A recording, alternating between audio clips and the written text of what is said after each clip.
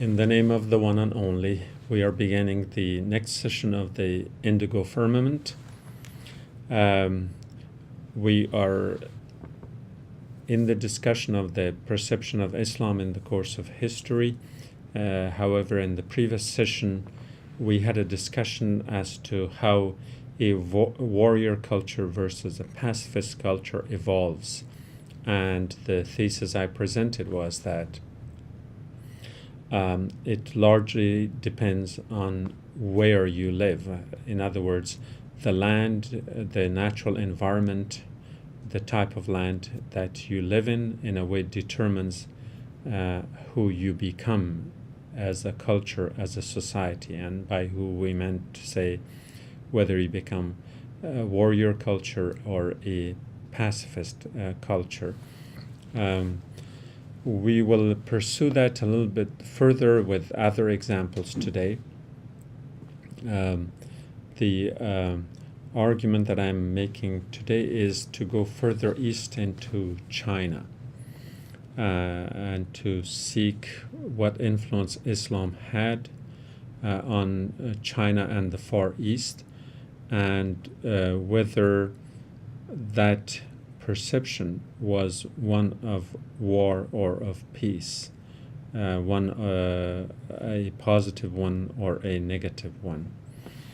And a lot of us, again, because China is kind of detached geographically, most of us have a hard time relating to it when we are talking about the connection between China and the Muslim world. Before we go to that, let me make this other argument, which was the subject of the previous session.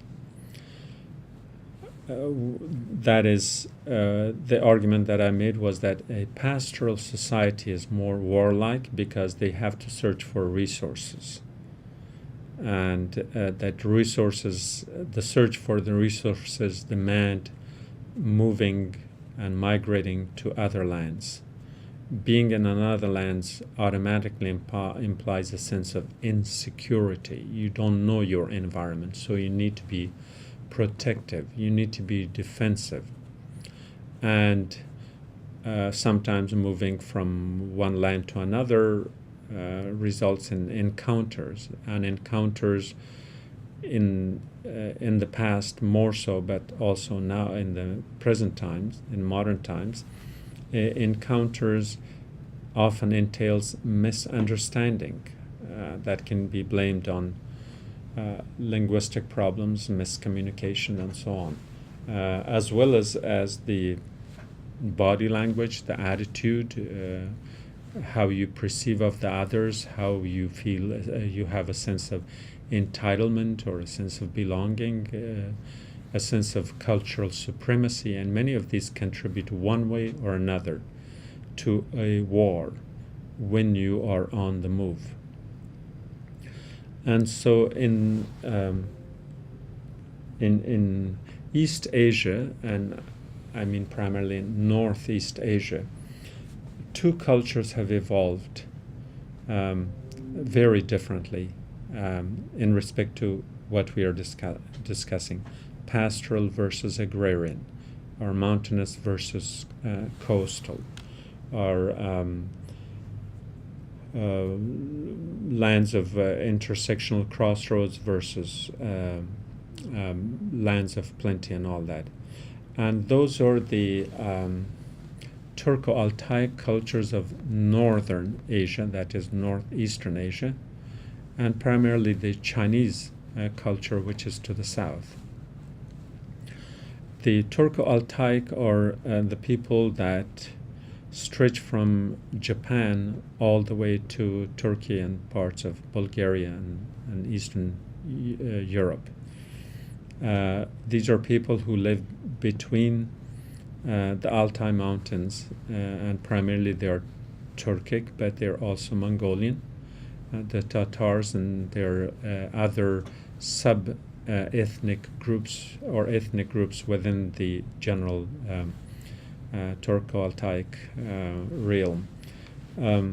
Now, originally they were pastoral people. They had herds of animals. Now, as they moved to other places, for instance, the Japanese that moved to these islands, and the islands sort of demands a different lifestyle, and so perhaps they became more agrarian. You could say pretty much the same about the Koreans.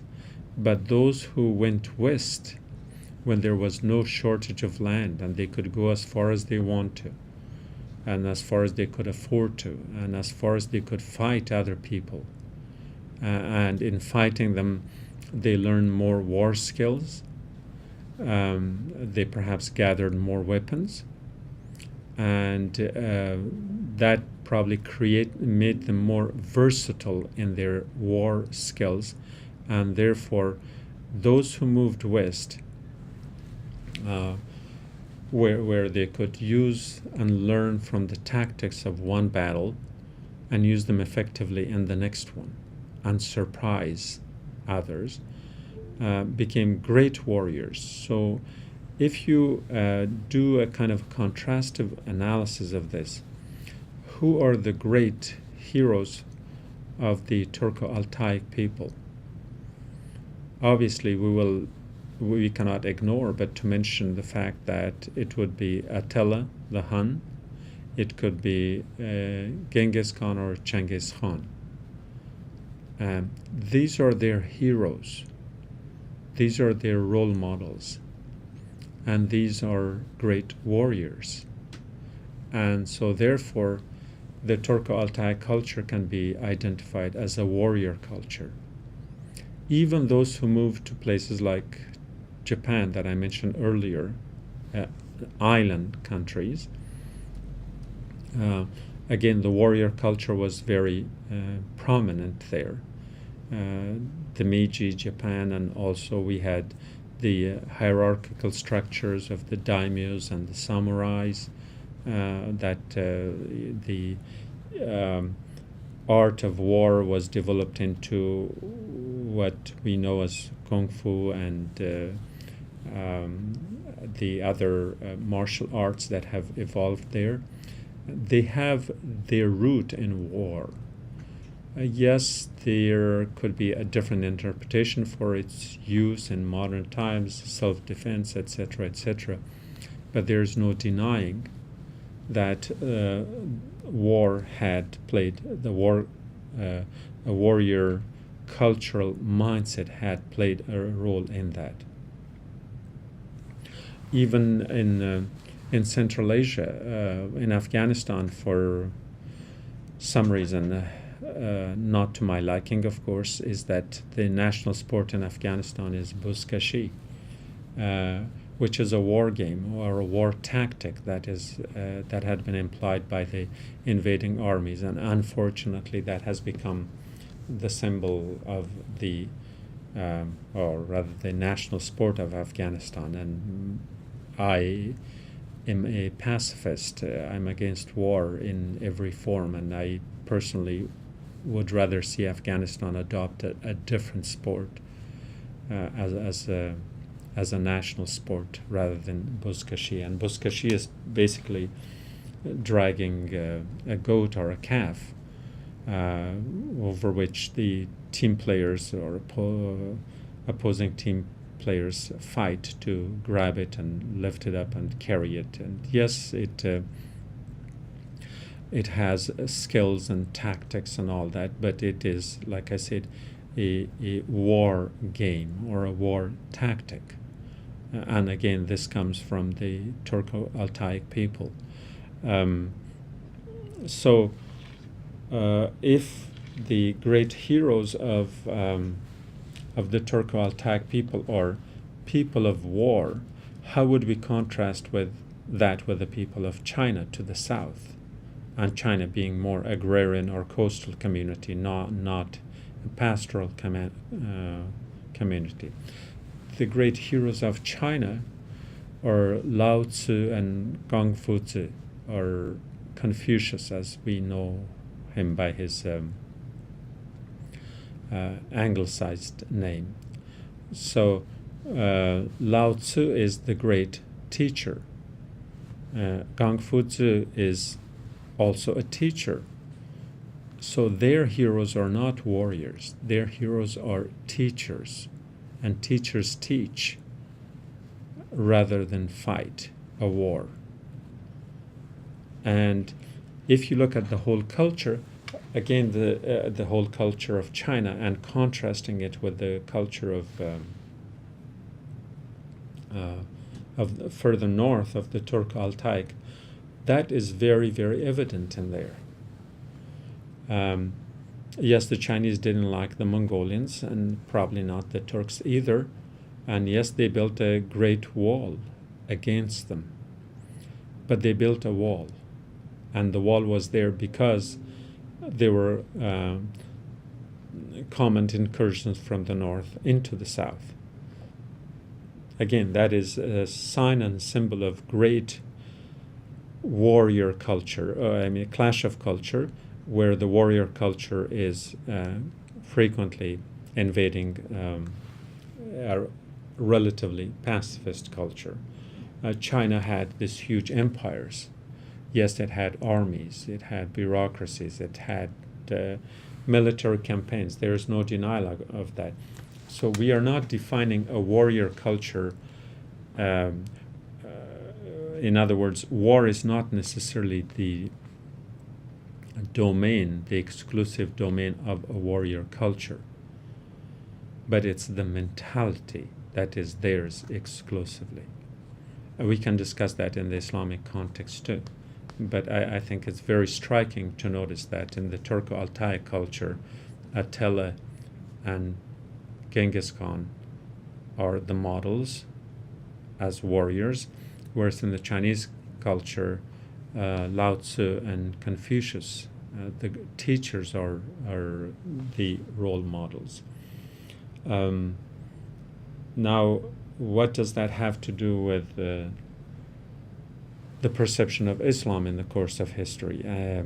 If we can bridge these two arguments, then we have to go no further than to go to the life of one individual by the name of Jing He. And Jing He was a great Chinese admiral. He was, his family now obviously is Jing, but he was a Muslim. The Muslims had a heavy influence in China, and for that we have to go to the argument of the age of exploration. I think that Christopher Columbus may have discovered America, which is great for the Europeans, a disaster for the Native Americans. That's obvious. But Columbus is also a disaster for the people of Asia, because prior to Columbus, Asian societies were more land societies. Their main roads were going through lands, and that allowed for a lot more exchange in trade and in business and in cultural exchanges as well.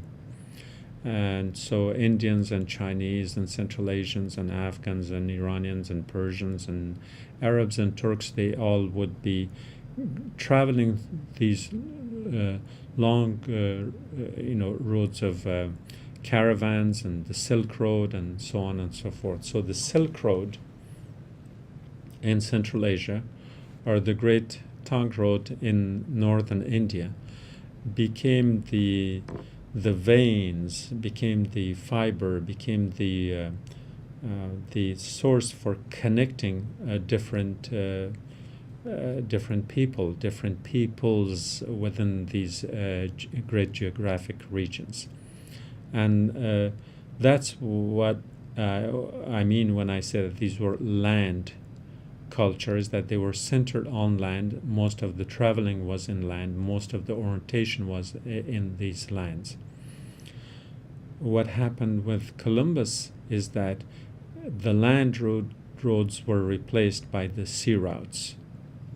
And so the sea voyages that connected Europe with Asia and Africa and the Americas took away from the significance of lands. In other words, the Silk Road became just a memory. The Trunk Road was probably ignored altogether, although you could make an argument that it remained effective until much, much later. So it was during that earlier period, that is a pre-Columbian period, when land was important, that there was a great interaction and exchange between China and Central Asia, and lands that are now Persia, Afghanistan, Tajikistan, Uzbekistan, and the rest. So the modern-day excursions of China, or its attempt to reach this market, is in a way rooted in a lot of historical precedents. So it was during this time that a man by the name of Zheng He, who was whose ancestors probably traveled from Central Asia, probably from Iran or Afghanistan to China. And so that shows that there was a large Muslim community in China. Not just a Muslim community, but that they were a kind of an involved community in the power structure of the Chinese society at the time. He was born in 1371 and died in 1435. So that's again a long span, of his own life in a way, but an effective one. That his original name is Ma He, and I think the word Ma also implies horse, and it's a common name among Chinese Muslims. I know several Chinese Muslim friends today with the same name. Now, whether that Ma implies any connection with the pastoral people who would have had the herds of horses and all that's a different story. And of course, all of that is if my assumption of his name Ma is correct, to be translated as horse.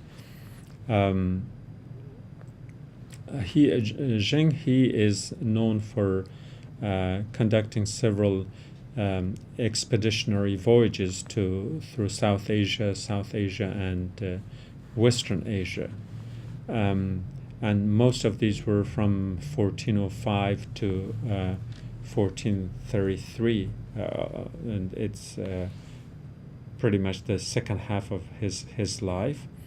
And his larger ships, he built this huge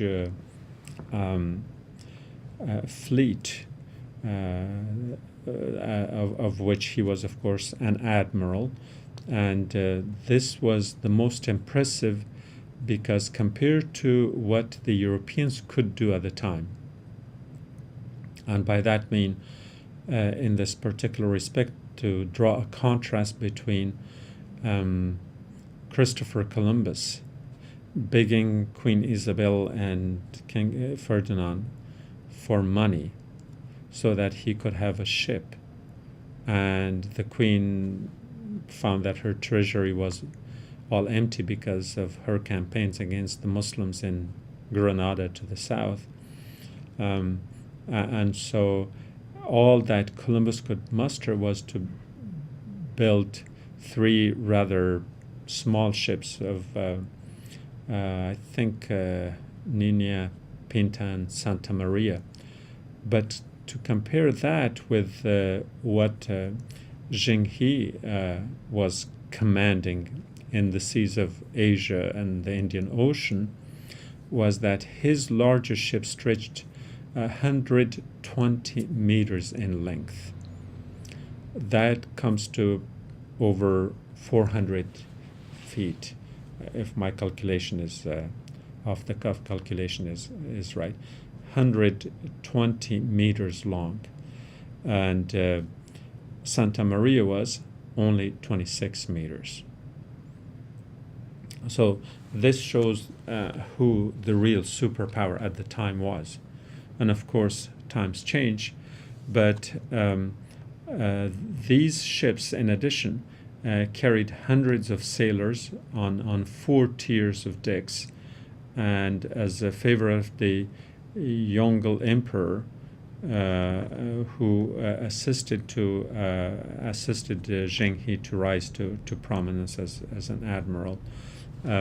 They were prominent in the East China Sea and in the Indian Ocean, and they had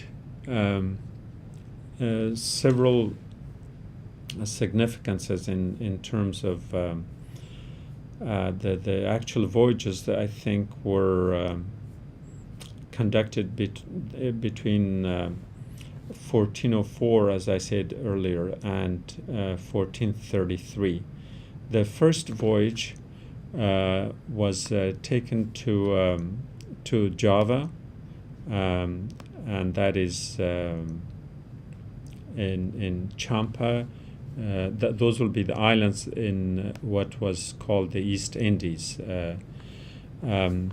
The second one was again between 1407 and 1409. This would take him to Java and further to Siam. And then the third one, I think, went to Malaysia, and then eventually he, in the fourth voyage between 1413 and 1415, he went to Sri Lanka, or Ceylon as it was called in Cochin, Aden, which would be Yemen, Muscat, which is further north, the mouth of the Persian Gulf, and then in the fifth voyage, as 1417 to 1419, that would take him to Calcutta and places further inland into the inner waters of the Bay of Bengal. And of course he reached Bengal in the sixth voyage, and in the seventh one again he follows pretty much the same route, starting with Champa and Java to Lakshadweep and the Maldive Islands. In other words, through these 7 voyages that Zheng He had, he went to many of the lands and the islands and the lands adjacent to the Indian Ocean, and this would have been the exploratory equivalent of what Columbus discovered. Columbus had to discover India from Europe, and he went the other way, of course. But to Zheng He, India was around the corner, and so most of these were lands in the Indian Ocean or around the Indian subcontinent. What was also important is that Zheng He also brought a lot of these leaders of these small states to pay homage to to the Chinese emperor in Nanjing, which was the capital of China at the time. Nanjing was, the capital was later moved from Nanjing to Beijing, which is the current capital of China. And so he was in a way using a lot of his travels, his explorations, to not only do business with these people, but also to bring a lot of these the local leaders to pay homage to the Chinese emperor, And so therefore he was instrumental in establishing a kind of alliances or loose federations or lines of affiliations, or what we could call in modern times these pacts, such as NATO, for example. That is strictly a military organization, but in terms of a pact, it brings many nations into a kind of a union for defense or aggression, depending on how you look at it. We also have the European Union, a different kind of union, and we had, I think, the British Commonwealth, and the French had another one where their colonies was trying to, I think, model, whether this was consciously or subconsciously, these would be all things that were modeled on Zhenghi's role in Asia, where he created these pacts, economic and political pacts of creating great alliances for China to have extensive influence far beyond its geographic borders. The other significant role that Zhenghi played was through his fleet of these huge ships was to bring Chinese products. So trade became a manifestation of a cultural prowess for the Chinese, that these huge ships would be landing in on the various port cities throughout Asia and the eastern coast of Africa. In other words, the whole region of the Indian Ocean had become sort of a trade zone, a free trade zone, where commodities would be exchanged and people would bring whatever they produce, say the Persians, the Arabs, the Africans, the Indians, the Chinese. So in other words, in this trade zone, you had these huge ships loaded with merchandise, with handicraft or whatever else they produced, and this would be exchanged in these sea free trade zones, or the free trade zones on floating free trade zones, if we can call them that. And but in my opinion, the greater significance of Zhenghi is that as he traveled through these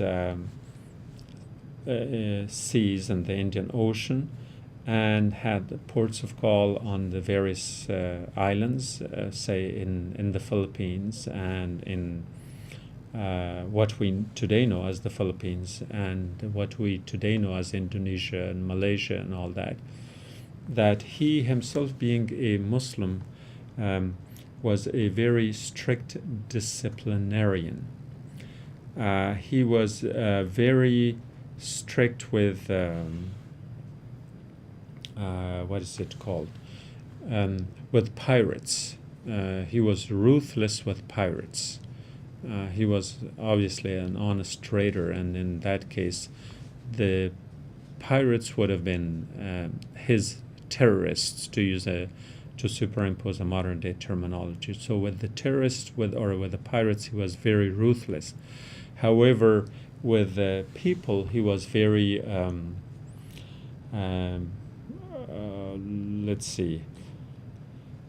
very peaceful, very accommodating, and very understanding in terms of the cultural exchanges and all that. So every time he made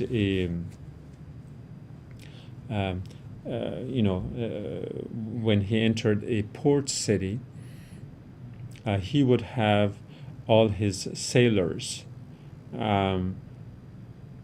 kind of be very disciplined, respect the local culture, the people's way of life, and all that. And he would most probably, as a Muslim, be conducting his daily prayers, the call for prayers. And this contrasted a great deal with other sailors who obviously would have been more aggressive, more defensive, and not so willing to mingle with people. And as a result of this, the influence and the modeling of this type of a personality, who was friendly and, shall we say, soft and gentle, and had a human face, while at the same time he was the greatest admiral that China had ever known. So from a position of authority, from a position of strength, from a position of power, he was very gentle. And this is what made a lot of those people curious as to how is this possible?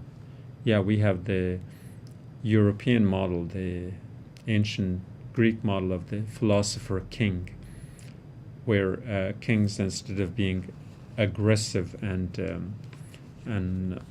warmongers and warlike, what if they had used their philosophy, their mind, more than the strength of their arms and their weapons? So Zheng He modeled that, and as a result, he had a great influence on most of the people of these islands. And there's no doubt that it was this kind of modeling, this kind of influence, this kind of cultural exchange that eventually turned all of these islands into where people converted to Islam. So the Philippines were all Muslim. Indonesia is the largest Muslim country in the world today, by far, bigger than any other, Malaysia and the rest of it. And of course we know that eventually when the Europeans went, when the Spanish went and found out that the people in these archipelago in east of China were Muslim, King Philip made it his mission that, as sensitive as he was to Islam as a religion, he said that, well, we got rid of the Moors here in Spain and on the Iberian Peninsula, and now they pop up in places like the Far East. So he commissioned an admiral, actually a Portuguese admiral, to convert all of them to Islam, to Catholicism. So the Filipinos who were Muslims, due to the influence of people such as Zheng He and the other sailors and traders from the Muslim lands, they were forced converted into Catholicism. The term forced might be used mildly because the Portuguese admiral basically changed the names of the Muslims into Catholic names, the names that the Filipinos to this day retain, and therefore imply that these had become Catholics. And they would have become Catholics in the course of time with all that, but the point is that originally they were all Muslim. And Indonesia, as I mentioned earlier. And that is, going back to the argument we had earlier, is that when you compare, at least in modern day politics, where Islam is often equated with terrorism, where Muslim lands are lands of war and political conflicts, where Muslim lands are lands of invasions and all that, Indonesia stands in a class by itself. And it can be contrasted with all of the descriptives of the Muslim lands.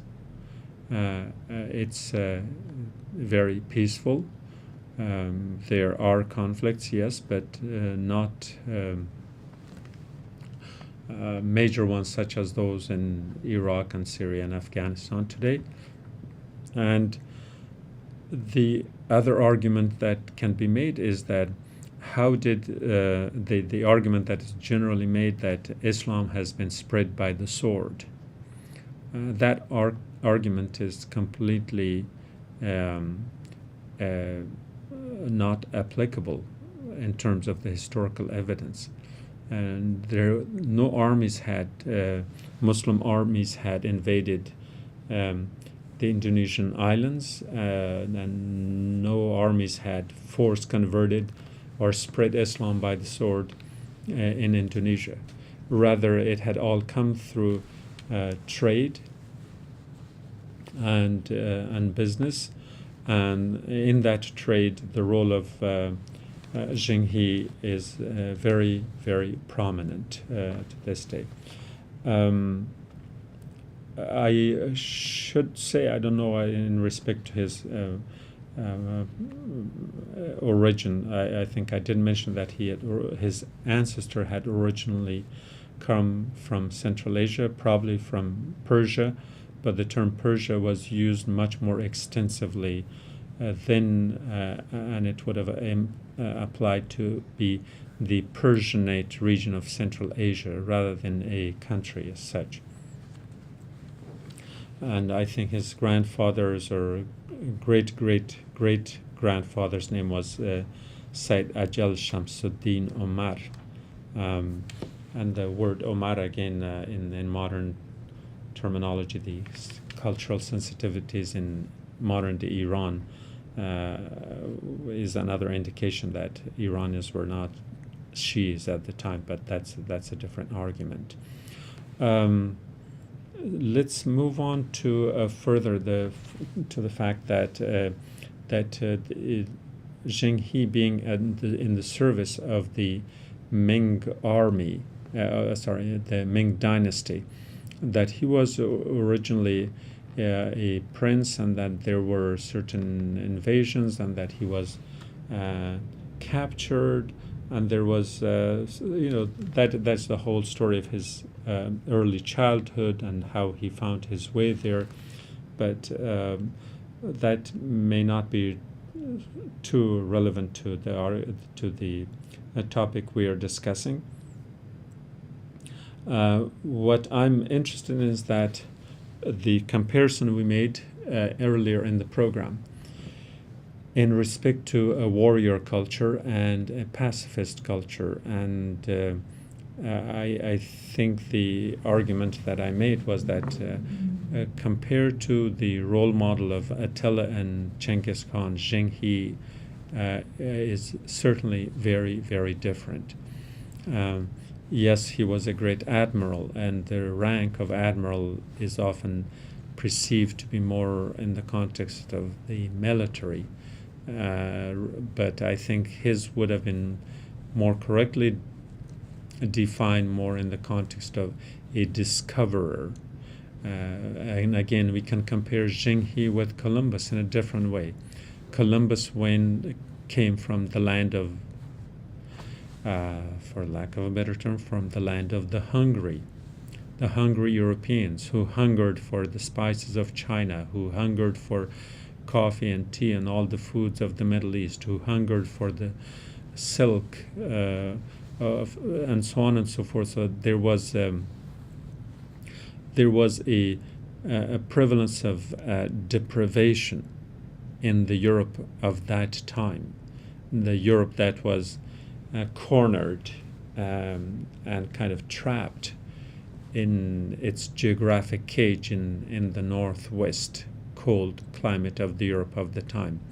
And it's from there where Europeans simply come and find out that the rest of the world lives in plenty. And eventually Europe gets all its foods from Africa, from Asia, from America, and one could imagine what the Europeans must have been living on as a source of food before all these foods came to them or were brought to them. But the contrastive argument between Zheng He and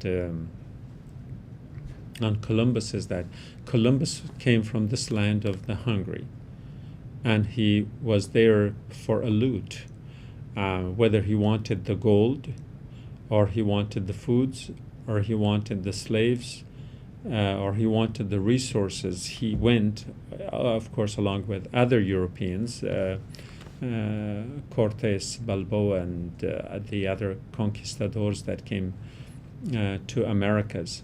Their main objective was to get as much gold as they could get from these lands, and along with it came the foods and the things that they got. And the part on the food would be just the the mere fact of the human curiosity, that the foods they had in America. Take potato alone, for example. Potato helped Europe survive the harsh winters because it was a food that was available to the largely rural communities who were hungry, who could not store food, who could not have a lot of food. So potato was very convenient. You could harvest them, it was easy. You could store them underground, and you didn't have to worry about either refrigeration or other methods that we use in modern times, of course. But it ended a lot of hunger, a lot of starvation, a lot of diseases for the Europeans. We're just talking about potato. The other foods would have equally influenced life in Europe. Now, so the argument I'm making is that Columbus and other Europeans went to basically plunder other lands in America and Africa and in Asia. Zheng He did the exact opposite.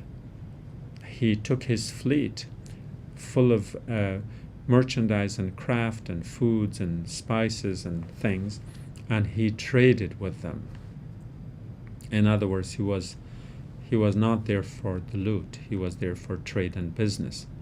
And the great encounter between these two cultures come again in the Indian Ocean, is that after the Pope declared that 300 miles west of the Canary Islands, off of the coast of Spain, from that imaginary line, north-south, that everything to the west was the domain of Spain, and everything to the east of that would be the territory for the Portuguese to go to conquer and to convert, and obviously then to plunder as well.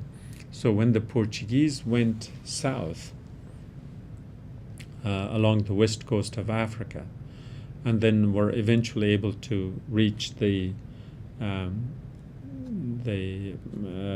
port of or the the Good Hope along the southern tip of Africa, and came around towards the east coast of Africa into the Indian Ocean. Here was another clash of cultures, or perhaps even of civilizations. And this is very significant, because when the Portuguese arrived into this region of northern Indian Ocean,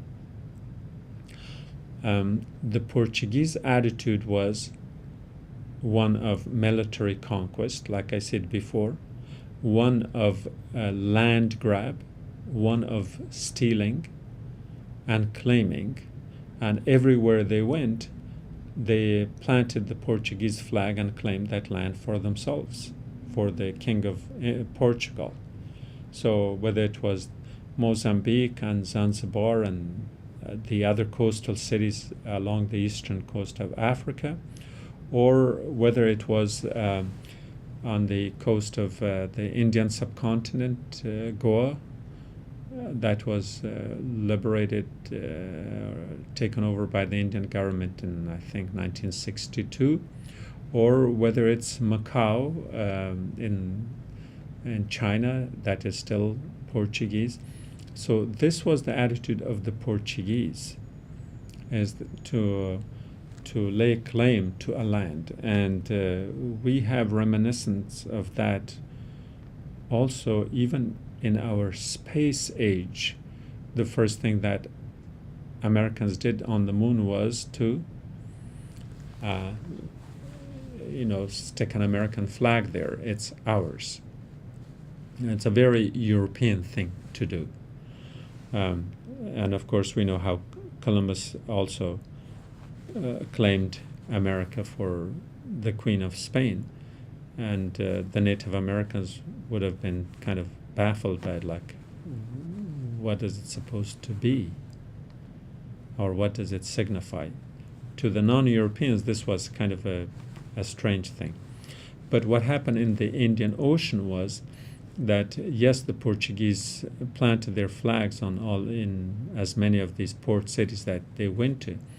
But when they encountered these huge fleet of Chinese ships and the Indians and the Persians and probably the Turks and the Arabs and the East Africans and all that, who were busy doing trade and business, exchanging commodities, selling and buying craft and textile and silk and whatever else, spices, food and all that, the Portuguese had nothing to offer.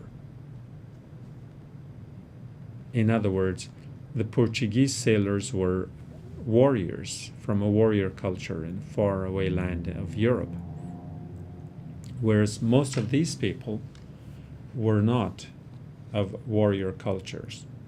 The Turks being the exception, and I don't know if they were that involved in here at that time, probably not. So the end result was that at one point the Portuguese found themselves in such a disadvantage of not being competitive that they went back and mounted huge guns on top of their ships and brought them back to the Indian Ocean and started shooting at these ships, sinking them. In other words, the Portuguese were the first terrorists in this free trade zone of the Indian Ocean. And people were stunned as to why would someone do that? Because that was the only way the Portuguese could become dominant and the Portuguese could take over, and that they could become somebody's, because otherwise, compared to the Chinese and the Indians and the rest, they were nothing. They like I said, they didn't have anything to offer other than their guns and their military force. And so after this whole free trade zone was in essence destroyed, interrupted, after this terrorist act, the Portuguese were able to establish themselves as the authority, as the military authority. And then again, another European kind of thinking was that they had to create monopolies.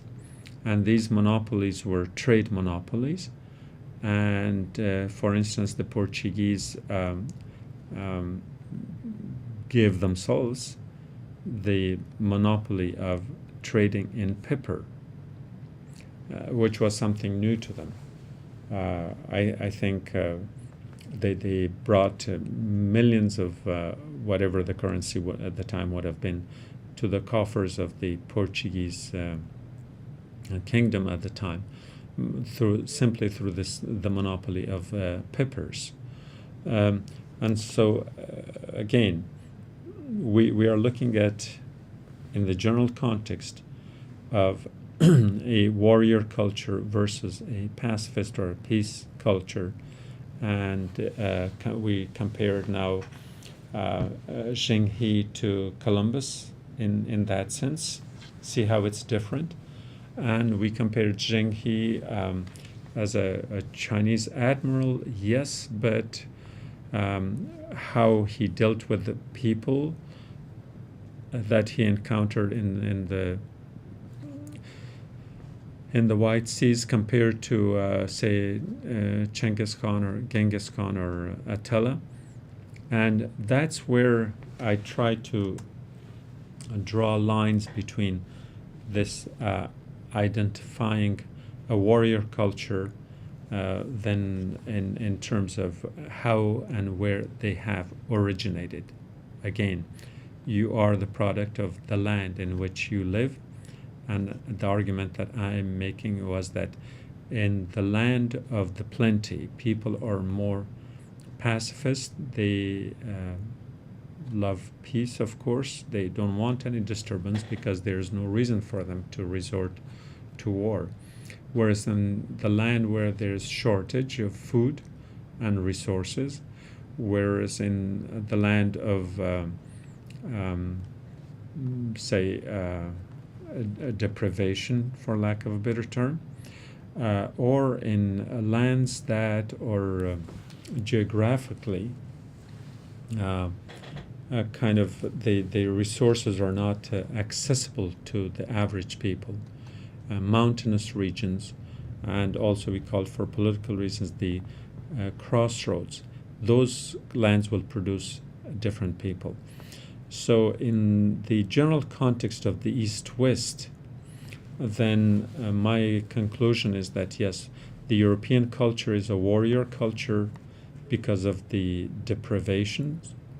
And one could argue, then what about America? Well, even in America, it is the European mindset that is operating here. Because otherwise, America is the land of plenty. We have plenty of resources. So Americans shouldn't be warmongers. But because the mindset comes from Europe, and that's why even when there is plenty, people want more. And that's what greed is. Greed is to want more beyond your needs. That is greed. So we're not talking about basic necessity, but going beyond it. So many of the incursions of Americans, whether it's in Latin America or in Asia or in the Middle East, it doesn't have to be for food. It can be for oil, it could be for minerals, it could be for other resources, rare earth minerals in Afghanistan, for instance, denationalizing the the Iraqi oil, and so on and so forth. So again, this is at some level for resources, and the American involvement in the war in Yemen, on the side of Saudi Arabia, who are basically our managers of the resources that we Americans are really involved in. So in that sense, the resources, the warrior culture that might have been shaped by lack of resources in the hunter-gatherer societies, and subsequently in the pastoral versus agrarian societies, that mindset has, that condition has shaped our mindset and has been doing so for centuries. And so therefore we have the European culture as a warrior culture. Now on the Muslim side, we talked about the Turko-Altai or the Turko-Mongolian culture, again having originated in pastoral society and perhaps hunter-gatherer society, and has evolved more as a warrior culture. And so even when then it adopted Islam as its religion, in other words, Islam cannot be blamed for the Turkic culture's warrior mentality, and Christianity cannot be blamed for the warrior culture of the European mindset. So in a sense, both Islam and Christianity, as two relatively peaceful religions, were in a way changed and made more warlike by the Europeans and by the Turco-Mongolians. So when you look at the earlier period of Islamic history, you had with the exception of the Umayyads, Islam expanded on its own merits as a religion. And for centuries, Muslims were minorities in their own lands because there was no coercion and there was no forced conversion. And I'm speaking in general term. There is no doubt that some such incidences must have occurred.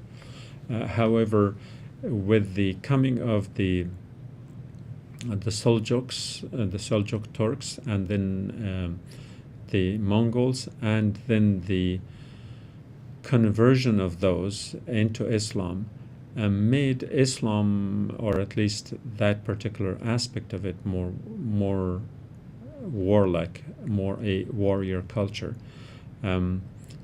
India was only partially converted to Islam in a very peaceful way by the Arabs, but most of the forced conversions occurred by, again, these Turco-Mongolian invasions from the north. The same can be said again from the time of the